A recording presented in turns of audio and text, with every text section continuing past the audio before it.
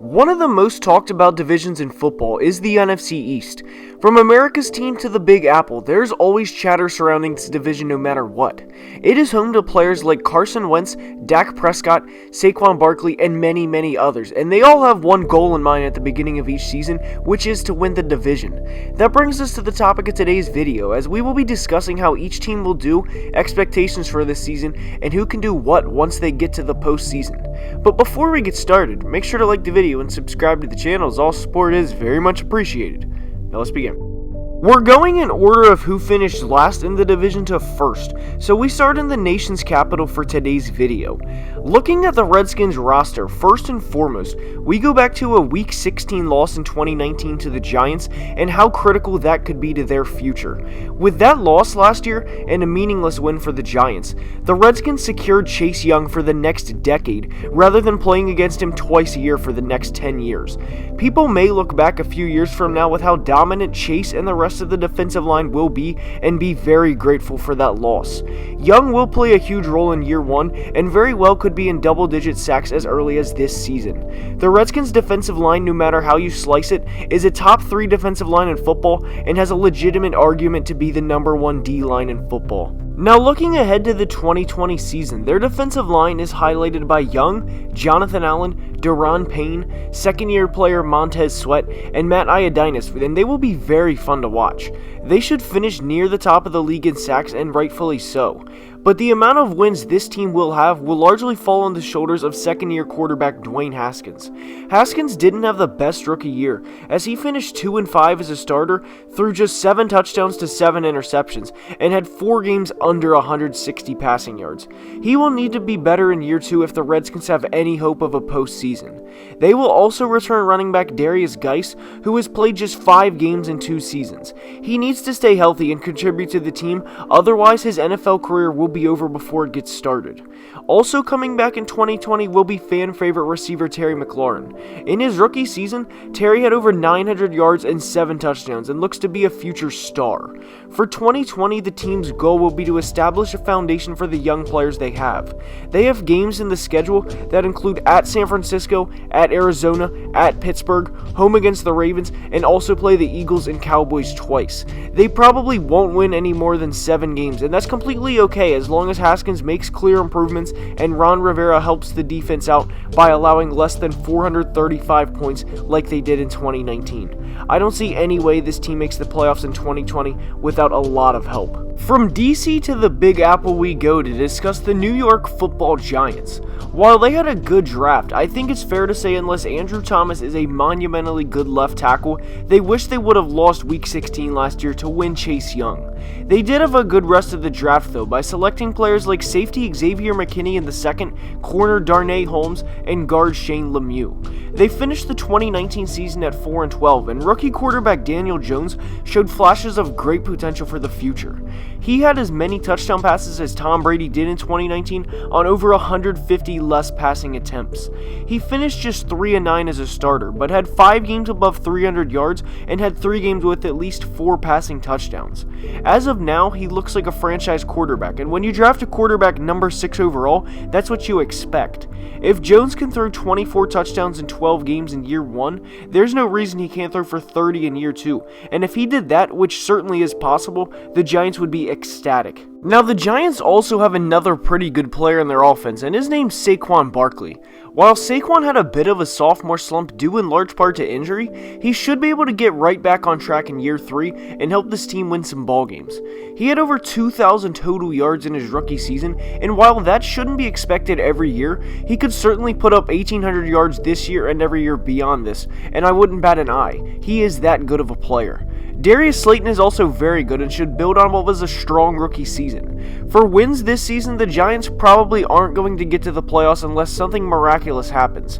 I don't think they'll be monumentally 2-14 bad, but I do think they'll be somewhere around the 5-11 to 6-10 mark, which would unfortunately put Saquon Barkley at just 14-34 to start his career as a player. This should be a building year for them, as the Giants have a franchise quarterback, running back, and tackle, and should use this to build on for the next few years. The future is very bright for Big Blue. Now we head to Dallas for America's team, and while the Cowboys always get talked about due in large part to how big their fan base is is, and their team owner for that matter, they legitimately have hype this year.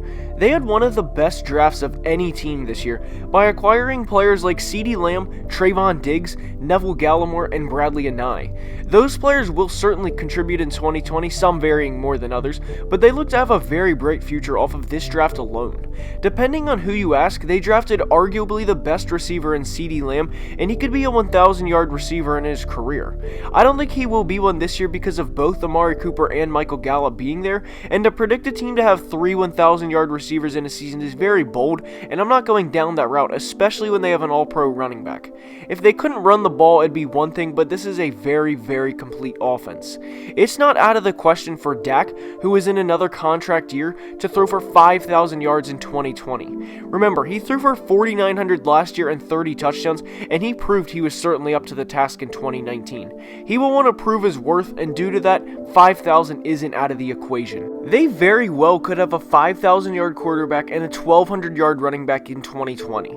Now, predicting how their season goes is difficult because they had a good offseason, Dak had a great 2019 and is expected to roll that into 2020, and now, more than any other year for them, it is easy to get caught up in the hype.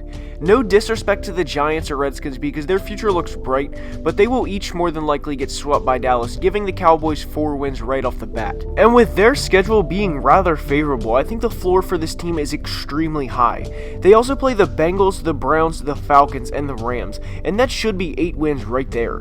Iffy games include teams like at Baltimore, San Francisco at home, at Minnesota, and at Seattle, and of course both Philly games. In the Super Bowl 55 prediction video, I had them going to the NFC Championship game, and while that is bold given the last time they were there back in the 90s, there isn't a reason they can't go there in 2020. They undoubtedly have one of the best offenses in football, and while the defense can be labeled as average, good luck stopping Dak Prescott, Zeke Elliott, Amari Cooper, Michael Gallup, and CeeDee Lamb all on the field at once. They will more than likely put up over 430 points again, which equates to over 27 per game. If the defense can hold teams to under 30, which isn't too tall of a task, then they have a good shot at winning nearly every game this year. And to be clear, I'm not predicting them to go 16-0 because they will lose a couple games here and there. It's just not out of the question for them to go 12-4 or 13-3 like they did in Dak and Zeke's rookie year. Now on to the final team in the division, which of course is the Philadelphia Eagles. They won the division last year despite having a season filled with injuries.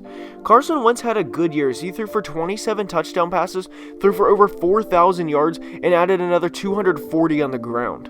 They also had rookie running back Miles Sanders go for over 1,300 total yards, and as of now, at the time of this video release, Eagles fans are hyped and understandably so for his future. His potential is as high as he wants it to be, as he averaged in his rookie year 5.79 yards per touch, which was more yards per touch than players like Dalvin Cook, Alvin Kamara, and Ezekiel Elliott. While Carson Wentz and Miles Sanders are going to be very good in 2020, unfortunately for the Eagles, their receivers aren't as good as division rival Dallas's are, and that's all there is to it. Yes, they have better tight ends than Ertz and Goddard, but a trio of Jalen Reagor, Deshaun Jackson, and Marquise Goodwin simply do not outrank Amari Cooper, Michael Gallup, and CeeDee Lamb. That's not to say they can't be a good offense, because they very well can be, they're just not as good as Dallas right now. And on the defensive side of the ball, they of course return players like Brandon Graham and Fletcher Cox. Gone is safety Malcolm Jenkins, but they did manage to acquire corner Darius Slay for a steal by giving up just a 3rd and a 5th round pick. Now looking at their schedule, and I think their floor is 9 wins with the maximum of 12. They have a lot of games that can go either way, and that include both Dallas games at Cleveland because who knows with them, they could be an 11-5 team or a 4-12 team, at Green Bay, New Orleans, and at Arizona, who are in the same boat as Cleveland. For the 2020 season, assuming the Eagles stay healthy, or at least not as injured as last year where they have players waiting to go into the injury tent, they should have a very solid season. A playoff spot for them, especially with the 7-seeded bracket now, is, I don't want to say a guarantee, but there is a strong chance of that happening. For yardage predictions for the Bird Gang, I think Carson goes for over 4,000 again as he did it last year, and there's no reason to think he can't do it again. Miles Sanders having more than 215 total touches in a season will be key, and he could have a 1,500 total yard or even 1,800 total yards season. I expect Jalen Reagor to have more yards than CeeDee Lamb in year 1 despite being picked later, and that's due in large part to the weapon CeeDee has on his offense. But to wrap today's videos up, I expect the Cowboys to win the division, the Eagles to finish second, the Giants to finish third, and the Redskins to finish last. And now that's all I have for today's video. I hope you enjoyed, and if you're still watching, I appreciate the time out of your day. Please make sure to like the video and subscribe to the channel, and I'll see you guys next time. Have a great day.